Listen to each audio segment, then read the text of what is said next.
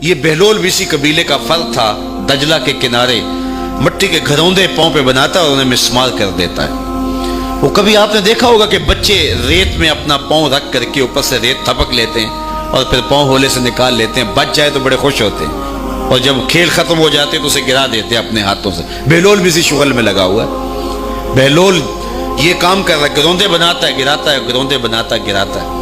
بادشاہ گزرا، پوچھا بہلول کیا کر رہے ہو؟ ہنس کے کہا جنت کے مکان بنا رہا ہوں۔ کہا بیچتے ہو؟ ہاں بیچتا ہوں۔ کتنے کا؟ 10 روپے کا، سیل لگائی ہوئی ہے۔ بادشاہ مسکرا کے گزر گیا، دیوانہ ہے، مجنوں ہے، اپنی موج میں لگا ہے۔ پیچھے سے ملکہ زبیدہ بھی آ رہی تھی، اس نے بھی دیکھا، کہا بہلول کیا کر رہے ہو؟ کہا جنت کے مکان بنا رہا ہوں۔ کہا بیچتے ہو؟ ہاں 10 روپے کا بیچتا ہوں۔ 10 روپے بادشاہوں کے لیے کیا ہوتے ہیں؟ 10 درہم نکالے، اس کو دیے، اس نے دریائے دجلہ میں پھینک دیا۔ فقیر اتنی دیر تک فقیر نہیں بنتا، داتا صاحب فرماتے جب تک مٹی کا ڈھیلا اور سونے کی ڈلی اس کی نظر میں برابر نہیں ہو جاتا۔ اور ایک مکان کے گرد، ایک وہ گھروندے کے گرد دائرہ لگایا، کہا یہ تیرا ہوا۔ ملکہ گزر گئی، بادشاہ بھی چلا گیا۔ شام کو اپنے محل میں پہنچے، بادشاہ سویا، منظر جاگا کہ حشر کا دن ہے، پھر جنت کا منظر ہے، جنت میں بڑے بڑے خوبصورت مکان ہیں۔ ایک مکان تو بڑا ہی اچھا لگا، تو جی چاہا کہ اس مکان کو دیکھوں۔ تو جب قریب گیا تو دروازے پہ لکھا تھا ملکہ زبیدہ۔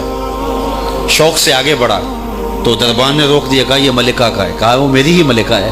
کہا دنیا کے ضابطے اور ہیں، آخرت کے ضابطے اور ہیں۔ بادشاہ کی آنکھ کھل گئی، بے چین ہو گیا، ملکہ کو بیدار کیا، کہا تو کون سا نیک عمل کیا ہے؟ میں نے جنت میں تیرا یوں مال دیکھا ہے۔ ملکہ کہنے لگی وہی معمول کی نمازیں، وہی سب کچھ، کوئی نیا کام تو میں نے کیا نہیں۔ ہاں یاد آیا، کل گزر رہی تھی، دجلہ کا کنارہ تھا، وہ جسے لوگ مجذوب کہتے ہیں، وہ جو دیوانہ کہلاتا ہے، وہ بہلول، وہ جنت کے محل کہتا تھا، وہ بنا رہا تھا۔ میں نے کہا چلو کوئی بات نہیں، فقیر ہے، 10 روپے کیا ہوتے ہیں؟ 10 روپے کا ایک محل خریدا تھا۔ بادشاہ سر پکڑ کے بیٹھ گیا، وہ تو مجھے بھی کہتا تھا۔ میں دیوانے کی بات سمجھ کے گزر گیا۔ اگلے دن بادشاہ قصدن گزرا۔ جب قصدن گزرا نا تو دل دھڑک رہا تھا کہ کہیں مجذوب پھر آج مل جائے اور اسی موج میں ہو تو کام بن جائے۔ دیکھا تو بہلول وہاں بیٹھا ہوا ہے، آگے بڑھ کے دیکھا تو کام بھی وہی۔ بادشاہ پھر رک گیا، پوچھا بہلول کیا کر رہے ہو؟ اب دل دھڑک رہا تھا کہ مجذوب ہے، کوئی اور بات کہہ دے تو چلو اچھا ہو کہ وہی جواب دے دے۔ اس نے وہی جواب دیا، جنت کے محل بنا رہا ہوں۔ بادشاہ کا کچھ دل ٹھہرا، پھر کہا اچھا بیچتے بھی ہو؟ ہاں ہاں بیچنے کے لیے بنا رہا ہوں۔ بادشاہ ادھر جیب میں ہاتھ ڈال رہا ہے اور ادھر پوچھ رہا ہے کتنے کا؟ کہا آدھی حکومت لگے گی۔ کہا کل تو 10 روپے کے بتا رہے تھے۔ کہا کل تم نے دیکھا نہیں تھا، آج سودا دیکھ کے لے رہے ہو۔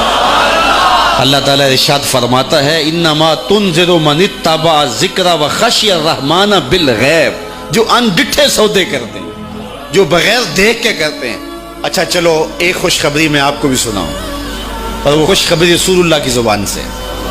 حضور نے فرمایا طوبی لمن رآنی وآمن بی وطوبی 7 مرات من لم یرانی وآمن بی۔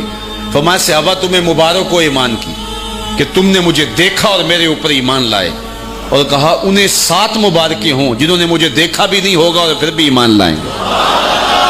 انما تنذر من اتبع ذکر وخشی الرحمن بالغیب فبشرہ بمغفرۃ واجر کریم۔